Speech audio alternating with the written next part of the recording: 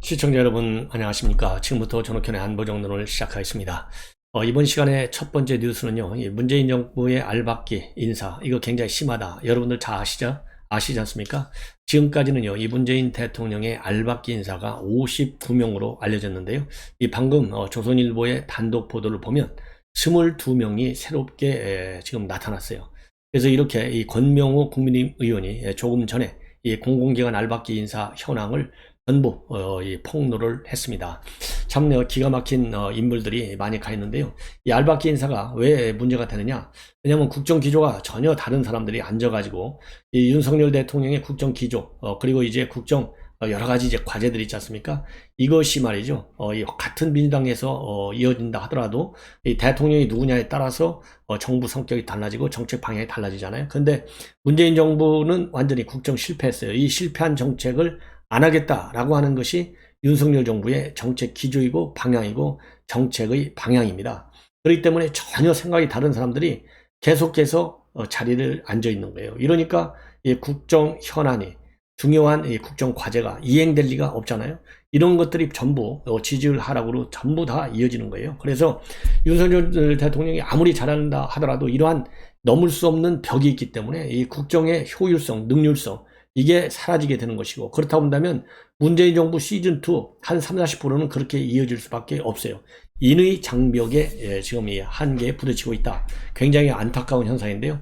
그렇기 때문에 이 공공기관의 이 알박기 인사를 막기 위해서는 대통령이 바뀌면 그 대통령이 임명한, 그러니까 이 정부 공무원이 아닌 이상은 이런 공공기관 뭐 전부 다 할 수는 없겠지만은 여러 성격을 조건을 둬 가지고요. 예를 들어서 전혀 전문성이 없는데 그야말로 정권 창출에 뭐 이 기여를 했다든가 이런 이 정부적인 이유 하나만으로 갖다 알박는 인사, 이런 거는 막아내야 되겠고, 그런 인물의 경우에 또 이 공공기관에 대한 이 감사, 이게 객관적인 또 지표가 될 수 있잖아요.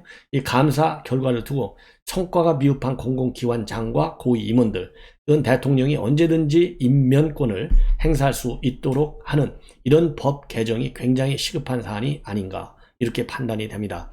그래서 이 22명 뭐 전부 다 제가 공개할 수는 없겠지만은요. 더 문제인 것은요, 임기가 3년 정도로 다 고정이 되어 있고요. 연봉이 억대 연봉이에요. 이러니까 이 국민 세금의 누수 현상이, 더군다나 지금 재정 건전성이 굉장히 중요한 상황이지 않습니까? 자, 그러다 보니까 여러 가지로 이 알박기 인사가 문제를 많이 노출하고 있어요. 예를 들어서 대표적으로 말이죠. 세월호 특조 있지 않습니까? 여기에서 2017년도까지 상임위원을 지냈던 박종훈 변호사는요, 윤석열 대통령이 당선된 직후에도 대한법률구조공단 이사가 됐어요. 이게 연봉이 1억 4,700만 원이나 되고요. 민노총 건설노조 부위원장이었던 이상원 씨도 당선 직후 건설근로자 공제회 비상임이사 자리를 꿰차고 갔습니다. 자, 그리고요, 또 뭐 몇 명만 말씀을 드리면, 최소 연관성, 즉 업무의 연관성, 전문성도 전혀 없는 사람이 앉아있는 경우도 있는데, 예를 들어서 2018년도 5월에 말이죠, 에르도안 터키 대통령 정상회담에서 통역을 맡았던 오은경 동덕여대 연구소장, 한전 차회사인 서부발전의 비상임 이사로 되어 있는데, 이 서울발전 하면은 그래도 이공계통이 가야 되는 거 아니겠어요? 더군다나 비상임 이사인데 전혀 관계가 없는 인문학 분야의 전문가예요. 그리고 이 문재인 때 치안감으로 승진했던 이상로 전 인천경찰서장도 이 서부발전의 상임감사가 됐어요. 자, 이 서부발전은요, 화력발전을 주로 하는 회사인데 이 경찰하고 도대체 무슨 관계가 있는지 알 수가 없고요. 그 다음에 원경한 전 서울경찰청장은 어디로 갔느냐? 대한석탄공사 사장으로 갔어요. 이 뭐 경찰들이 이 발전소 이런데, 이 석탄공사 이런 데로 간다고 하는 것이 이게 얼마나 무모한 인사의 인사가 이루어진 것 아니냐, 이런 비판을 받지 않을 수가 없지 않습니까? 더군다나 문재인하고 이 노무현 정부에서 이 대통령 이 비서실에서 근무했던 사람들이 또 대거 진출을 한 9명이나 돼요. 이 대통령 비서실, 즉 김종호 민정수석은 이 기술보증기금의 이사장, 그리고 배재정 전 국회의원 지내고 문재인 정부 때 정무비서관 했는데요. 인천국제공항공사의 비상임 감사, 그리고 이 박종만 전 정무비서실 선임행정관, 인천공항시설관리 상임 감사, 뭐 엄청나게 많아요. 그리고 노무현 정부 때 청와대 출신 오인방도요, 공공기관장 이사직을 전부 차지하고 있다고 합니다. 그리고 박범계 때 특보를 했던 이 곽영규 씨, 이 사람은요, 중부발전의 상임감사위원을 하고 있고, 박수현 보좌관 했던 권재용 씨는 한국전기안전공사의 상임감사 자리를 꿰찼고 있다고 합니다. 그 외에도요, 이 민주당 대선 후보 캠프나 지지 모임, 또 민주당 산하위원회, 민주당 지자체장, 기관장의 임명직 출신, 이런 이 공공기관 곳곳에 포진해 지금 앉아 있다. 그래서요, 지금 현재 윤석열 정부에서 몇몇, 예를 들어서 한상혁 방통위원장, 전현희 권익위원장을 비롯해서 이 몇몇들 대표적인 중요한 국가 직에 앉아 있는 사람들, 이제는 뭐 떠나야 되는 거 아니냐, 이렇게 사실상의 사퇴의 압박성 메시지를 내놔도 꿈쩍 안 하고 있어요. 자, 이러니 이 윤석열 정부의 발목을 잡고 있고, 이것이 큰 국정의 장애 요인이 되고 있다, 이런 지적이 많이 나오고 있는 상황입니다. 자, 이번에는 또 이 대표적인 곳 중에 하나가 이강택 TBS 대표, 이거 TBS 이 김호준 방송 이 대표이사 자리에 이 사람이요 또 버티고 있어요. 자, 그래서 이 사람과 관련된 이러한 문제점은요, 서민 교수 주말마다 칼럼을 하나씩 아주 멋지게 쓰고 있는데요, 오늘 또 서민의 문파 타파, 여기에서요 좌편향 정치방송만 하더니 언론 탄압 말라는 TBS 대표의 억지, 이런 제목하에 칼럼 하나를 쓰고 있는데, 이 제목에서 나타났듯이 지금 TBS 문제가 보통 이만저만이 아니에요. 이 TBS 하나 정리 못한다, 그래서 오세훈 시장에 대한 비판 여론도 상당히 있는 것으로 그렇게 알려지고 있고, 또 그러다 보니까 이제 오세훈 시장이 이거 TBS 지금 때가 어느 때인데 옛날이나 교통방송 들었지 지금은 누가 교통방송을 듣느냐. 왜냐면 그럴 수밖에 없는 게 우리 핸드폰 다 있죠. 자동차에도 내비게이션 다 딸려 있죠. 그러니까 거의 TBS 방송 듣고 들어가면서 내가 이리 갈까 저리 갈까 연구하고 고민하는 이 운전하는 사람이 거의 없어요. 그러면 그러다 보니까 이 TBS가 김어준이가 이제 뉴스공장을 딱 잡고 나서부터, 이게 이제 뉴스공장이 2016년도 9월부터 시작됐는데요. 그때부터 완전히 문재인 정권에 편향된 이 편향 방송에 아주 이 극치를 보여주고 있는 게 김어준 방송이에요. 그래서 이 오세훈 시장이 이거 이제 교육방송 이런 걸로 좀 바꿔야 되겠다. 그래서 4차 산업혁명 시대의 패러다임이 여러 가지로 바꾸는데, 이 교육과 이런 인터넷이 합쳐지면은 융화로 하면 오히려 시민들한테 좋은 거 아니냐, 이렇게 해서 바꾸겠다 하는데요, 이 바꾸는 것이 마음대로 또 되지를 않아요.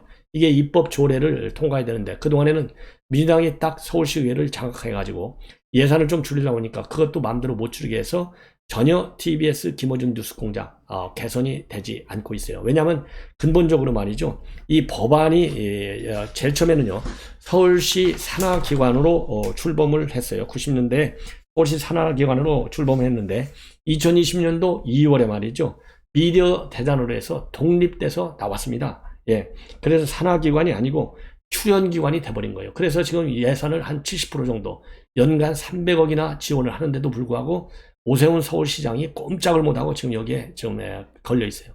그래서 이번에 서울시의회가 새롭게 출범을 하면서 112석 중에 76석, 한 거의 70%를 우리 국민의힘이 이제 장악을 해서 이 TBS 조례, 본래 TBS를 만든 조례를 아예 폐지시키는 그런 TBS 조례 폐지 조례안이 지금 이 서울시의회 1호 법안으로 지금 상정이 되어 있습니다. 자, 그래서 지금 이거를 꼼짝 못하고 있는데, 여기에 이러한 TBS 방송 그 실태를 누가 제일 알아요? TBS 사장, 대표이사가 제일 잘 알 거 아니겠습니까? 그럼에도 불구하고 요즘 황당한 얘기를 한다는 겁니다. 이 황당한 얘기를 하면서 뭐라고 얘기하고 있느냐, 이 편파성 제일 잘 알잖아요. 지금 시민들의 불만이 이루 말할 수 없이 큰데, 이강택 대표가 하는 말은 황당할 뿐이라는 거예요. 뭐라고 황당하느냐, 이 편파성에 대해서 그렇게 볼 수 있는 부분도 전혀 없진 않다. 그런데 지금까지도 학계에서도 그렇고 또 우리 사회에서 뉴스 공정에 대해서 제대로 된 평가가 한 번이라도 내려져 본 적이 있느냐, 거의 정쟁 속에서 그냥 편파적이라고 규정이 돼 있는 거다. 자, 이게 정쟁의 일환에서만 이 편파성이 문제가 되는 것이지 정쟁만 없으면 괜찮다, 이런 얘기잖아요. 이 얘기는 결국 뭐예요? 왜 국민의힘이 정쟁으로 이거를 몰고 가느냐, 이거 잘못됐다, 이런 시각이거든요. 이게 도대체 TBS 대표이사가 할 얘기입니까? 더군다나 이 TBS가 무슨 대단한 뭐라고 그럴까요? 이 지식이 필요한 것도 한데 학계를 왜 들먹이냐 이렇게 서민 교수가 비판을 하고 있어요. 그래서 이 이강태 그야말로 이 얼굴 없는 KBS에서는 이 얼굴 없는 공포, 광우병이다 이런 프로그램을 만든 사람도 바로 이강택이라는 겁니다. 자, 그러니 이 김어준이 지금 하는 방송이 무슨 편파냐고 이런 과거의 경력을 보면 하는 거 이거 일면 이해가 간다 이렇게 조롱을 하고 있습니다. 그러면서 마지막 덕담은 뭐냐? 이강택 씨 서울시에서 독립이 됐으면 이제 혼자 먹고 살 방법을 찾아야지 언제까지 서울시에 손 벌릴 거냐? 라디오 청취율 1등의 광고 수주도 1위고 김어준한테 회당 200만원 연간 5억 원을 계약서도 안 쓰고 줄 정도면 돈 많아 보이는데요. 이렇게 비판 조롱을 하면서 칼럼을 마치고 있어요. 자, 이러한 이 방송 정말 기가 막히죠. 그런데 그나마 이 박원순이가 말이죠. 이 박원순이가 이 TBS를 갖다가 대대적으로 살려놓은 장본인이에요. 박원순. 여러분들. 그래서 이 TBS는 그동안에 이 팟캐스트 나는 꼼사의 정봉주, 주진우, 김종배, 김미화, 이철희, 김갑수, 배철수 이런 좌파 성향 인사들이 대거 진행자로 TBS에서 발탁이 된 사례가 있고요. 그래서 이제 이 김어준 방송도 2016년도 9월에 그야말로 이제 김어준이가 이 핸들을 잡으면서 좌편향의 극한을 보여줬다라고 하고 있고 그 전만 하더라도요 MBC, KBS, YTN 좀 편파 방송을 하긴 했지만은 그렇게까지 심하게 즉 방송계 지형도를 완전히 좌로 심하게 기울어진 운동장으로 만들지는 않았는데 이 뉴스공장이 되면서 완전히 기운 운동장을 만들었는데 왜 그러느냐? 뉴스공장 김어준이가 말이죠. 백개문들한테는 일종의 지령을 내려주는 이 주인공으로 자리를 잡는 바람에 이렇게 이제 뉴스공장이 커져갖고 백개문들의 지령을 내려주다 보니까 그야말로 일사불란하게 집도끼를 단속하는 그러한 빅 스피커가 됐다는 겁니다. 그래서 이 김어준이를 앉힌 거 그리고 나서 이제 못 자르게 만든 것이 아까 말씀을 드린 대로 서울시 출연기관으로 바꾼 즉 미디어 대장으로 탈바꿈한 거 이거야말로 뭡니까 신의 한 수가 됐다는 겁니다. 왜냐하면 박원순이가 이제 극단적 선택을 해갖고 사라졌지 않습니까? 그런데 이 박원순이가 TBS를 키워줬단 말이에요.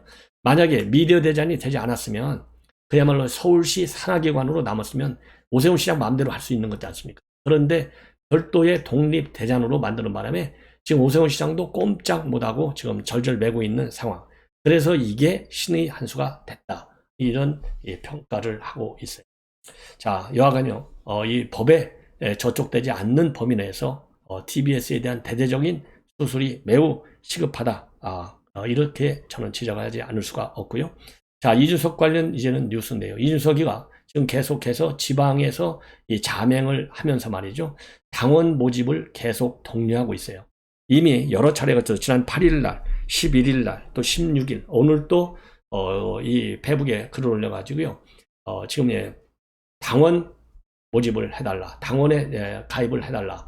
그야말로 당원 가입하기 좋은 토요일이다. 이러한 메시지를 내고 있는데 이걸 보면 이제 재심이라든가 가처분 이런 법률 투쟁은 이제 포기한 것으로 보입니다. 그래서 장외 여론전에 나선 건데 왜 가처분이나 재심 이걸 못하느냐? 우선은요 이긴다는 자신이 없잖아요. 만약에 질 경우에는 운명이 정계 은퇴까지 해야 된다. 이런 지금 여론이 나오고 있거든요. 그래서 다시 한번 당 내용이 또 폭발할 수밖에 없고 그렇게 할 경우에는 본인이 지금 여론전을 통해서 특히 2030을 당원으로 많이 가입시켜갖고 본인이 당 대표가 또 출마해서 될 수도 있고 아니면은 다음 당 대표 선거하는데 결정적 영향도 줄 수 있는데 이런 걸 못한단 말이에요. 그래서 재심 가처분 이런 걸 이제 거의 포기한 것으로 보이고 장기 여론전으로 이제 돌입했다. 그러다 보니까 이렇게 2030들의 당원 가입을 굉장히 독려하고 있는 이런 상황인데요. 이런 거에 관해서 최근에 말이죠. 자기한테 면담 신청을 하는 사람이 4,000명 넘었다. 그러면서 이 이름하고 전화번호 이런 걸 좀 알려달라. 이런 또 이 메시지를 올리기도 했어요. 이거와 관련해서요. 이 전효 의원이 방금 직격탄을 또 가하고 나섰어요. 뭐라고 하고 있느냐? 전 몰랐는데 이준석 수호 집회가 국민의힘 당사에서 열렸대요. 오후 5시부터 그러니까 어제 오후 5시부터 이준석 수호 집회가 여의도 국민의힘 당사 앞에서 열렸다는 겁니다. 여기서 어떻게 열렸느냐? 1톤 트럭, 음향 장비, 우비, 피켓까지 모양새 났다고 은근히 과시를 하면서 이준석 SNS로 만남 신청 4,000명을 넘었다고 뽐냈죠. 진짜 돈빨 모양새는 갖췄네요. 우리는 이준석 대표가 지향하는 보수 가치를 응원합니다. 그런데 어째 연단의 연사는 바뀌었는데 청중은 주최 측만 있느냐? 한 10명 모였나요? 이렇게 비꼬고 있어요. 세상에 쭉 이렇게 하면서 경찰 측 추산이 아니라 주최 측 추산 참가자라도 무조건 믿어줄 테니 어서 발표해 주세요 하고 히히 이렇게 또 조롱 비판을 하고 있습니다. 10명도 아니고 20명이라고 이렇게 지금 이 전효 의원이 말이죠. 이준석의 이 당원 모집자 수. 이 정미경 의원은요. 엊그제 4,000명 뭐라고 그럴까요? 신청했다라고 할 때 4,700명 정도가 당원 가입을 했다. 이런 또 보도를 내놓고 있는데요. 역시 정미경 의원은 준석 마무의 역할을 마지막까지 다 하려고 노력하는 대목이 아닌가. 참 굉장히 씁쓸합니다. 자, 그래서요. 어쨌든 간에 지금 이제 이 경찰의 수사 결과 발표가 곧 이루어진다. 이런 보도들도 지금 나오고 있습니다. 그래서 저도 누차 여러분께 말씀드렸지만은 이제는 경찰 수사를 통해서 이게 결론이 날 수밖에 없고 그야말로 제로베이스에서 이준석이가 그야말로 이 뭐라고 그럴까요? 정치적인 이 경쟁 차원에서 배제된 것이 아니고 본인이 저지른 죄가에 따라서 운명이 결정된 것이다. 이렇게 해서 우리 국민의힘의 차기 당권 이런 이제 당 대표 선거와 관련해서요. 내용이 불거지는 일이 없도록 해야 되겠다라고 생각이 됩니다. 그래서 이준석 성상남 수사 결과 발표 임박설까지 나오고 있고요. 그러다 보니까 주자별로 조기 전대로 가자 아니면 비대위로 가자 또 뭐 징검다리 전대를 하나 만들자 징검다리 전대로 가는 게 낫겠다. 다양한 시나리오가 지금 나오고 있다고 합니다. 참고적으로 말이죠. 가장 최근에 한길리서치가 쿠키뉴스 의뢰로 7월 9일, 10일, 11일 3일간 조사한 바에 따르면은요. 이준석이가 징계는 아주 잘 됐다. 이게 47.5%고요. 이건 잘못됐다. 이것은 42.5%입니다. 그래서 한 5% 정도 우위로 징계 잘했다는 여론이 좀 더 높다.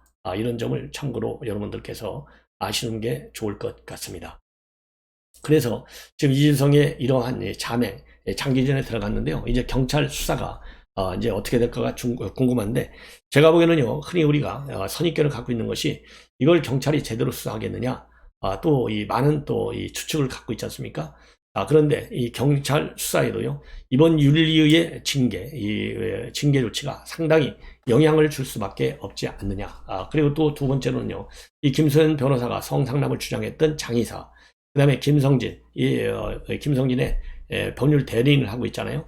그래서 김성진이가 경찰에 진술한 2차례에 걸쳐서 참고인 소환 조사를 받았는데 여기에서 나온 얘기들을 종합적으로 본다면 비록 김성진이가 이 사기범으로 구속은 되어 있어서 말의 신뢰성이 과연 어디까지 있는지는 우리가 생각해 봐야 되겠지만은 어떻게 하나부터 10까지 다 거짓말을 할 수 있겠느냐. 거기에는 유죄 판단으로 작동될 수 있는 사실이 그래도 어느 상당 부분은 있을 것이다. 왜냐하면 지금 현재요. 이 김성진은 사기당했는데 그걸로 뭐 9년 형을 받고 있는데 여기에서 사기당한다? 그러면 뭐 이게 얼마나 가중되겠어요? 이러한 이 부담을 안으면서까지 거짓말로 성상납을 했다. 이렇게 주장하겠냐 이거예요. 그래서 제가 보기에는 이 경찰의 수사 결과는 이준석에게 상당히 부정적으로 이준석의 운명을 이 정계 은퇴 쪽으로 왜냐면요. 지금 시기적으로 보면 이 성 문제가 굉장히 큰 성 스캔들 이게 젠더 이슈뿐만 아니라 정치적, 사회적, 법적으로 굉장히 민감한 이슈가 되고 있어요. 지금 박지원 비대위원장이 이번에 당대표 출마한다. 이것도 바로 N번반 이 사건을 가지고 많은 공을 세웠다. 이래서 지금 비대위원장도 됐고 이번에 당대표 출마도 하는 것 아니겠습니까? 자, 그리고 좀 뭐라고 그럴까요? 무관용 원칙 이것이 이제 정치권의 하나의 원칙으로 되어 있어요. 무관용한다. 그래서 만약에 경찰 수사 결과가 그야말로 이준석의 정치 운명까지도 좌지우지할 수 있는 그런 상황으로 내닫는 것이 아니겠느냐 이렇게 판단이 듭니다. 자, 그러다 보니까요. 최근에 이제 홍준표 대구시장이 거의 매일 메시지를 하나씩 내놓는데 나이만 청년이지 기득권 정치 뺨친다 이런 비판을 하고 있어요. 그러니까 홍준표 하면 그동안에 이준석하고는 조금 관계가 괜찮은 인물 중에 하나인데 이제는 홍준표도 마음이 돌아섰고 유승민도 마음이 돌아섰어요. 만약에 진실이라면 어마어마한 큰 곤욕을 치르게 될 것이다. 유승민도 그렇게 얘기했잖아요. 자, 그래서 이제 오늘은요, 홍준표 시장이 뭐라고 얘기했냐면, 보수면 보수지 무슨 개혁적 보수가 있고 반개혁적 보수가 있냐? 개혁적 보수 내세워서 박근혜 정권 탄핵하고 문재인 정권 세운 게 개혁적 보수였냐? 그래가지고 5년 동안 이 나라가 어떻게 되었나? 갓 출범한 윤 정권이 갈팡질팡하면 와줄 생각을 해야지. 또 개혁적 보수 내세워서 박근혜 정권 데자뷰 만들려고 하냐? 윤핵관들의 행태도 짜증나는 무더운 여름날인데 또다시 개혁적 보수 내세우면서 틈새를 비집고 들어오는 사람들은 도대체 적군이냐 아군이냐? 이준석 대표는 이제 그 건체도 가지 말아라. 이렇게 얘기하고 있는데요. 자, 이게 많은 의미를 가지고 있는 것 같아요. 왜냐하면 지금 홍준표 대구시장 하면은 개혁적 보수가 뭐라고 그러죠? 이 정리 대상으로 세우는 말하자면 수구 보수에 속한다. 이게 일반론적인 우리 지금 국민들의 생각이 아니겠습니까? 그렇기 때문에 개혁 보수, 개혁보수에서 개혁 보수가 힘을 받을 경우에는 본인에게 정치적인 타격으로 들어오는 거예요. 그래서 개혁 보수를 주장하는 사람들을 이렇게 비판할 수밖에 없어요. 본인의 정치적인 지금 이 방향성으로 본다면. 예. 그리고 이 박근혜 정권의 탄핵과 관련해서도 이 홍준표 출당을 시켰지 않습니까? 그렇기 때문에 여기에서도 또 좋지 않은 내용이 나오는 거예요. 그래서 지금 이제 윤핵관들의 행태도 짜증난다. 이 얘기는 지금 윤핵관들이 불화설과 관련해서요. 지금 여권 안에서도 걱정, 비판들이 상당하다. 이렇게 되어 있지 않습니까? 그러니까 이것도 또 같이 때리는 거예요. 그래서 오늘 3시간 전에 나온 입장문인데 이걸 보면 때릴 수 있는 모든 부분은 다 한 번씩 때리고 있어요. 네, 때려서 나만이 대한민국의 보수, 지금 개혁보수, 무슨 수고보수 이런 거 따지지 말고 진정한 큰 정치적인 스펙트럼에서의 보수 챙겨나갈 사람은 나밖에 없다. 그리고 이준석 이 개혁보수 근처 가지 말아라. 지금 이런 얘기를 하고 있는 거예요. 그래서 이준석 한 번은 때리고 한 번은 달래고. 자, 왜 그러냐? 홍준표 2030의 지지표를 받아야 되잖아요. 그래서 지금 이준석은 또 챙기는 모습을 오늘은 보이는 것이 아닌가라고 생각이 듭니다. 시청자 여러분, 이것으로 본 방송을 마치겠습니다. 대단히 고맙습니다.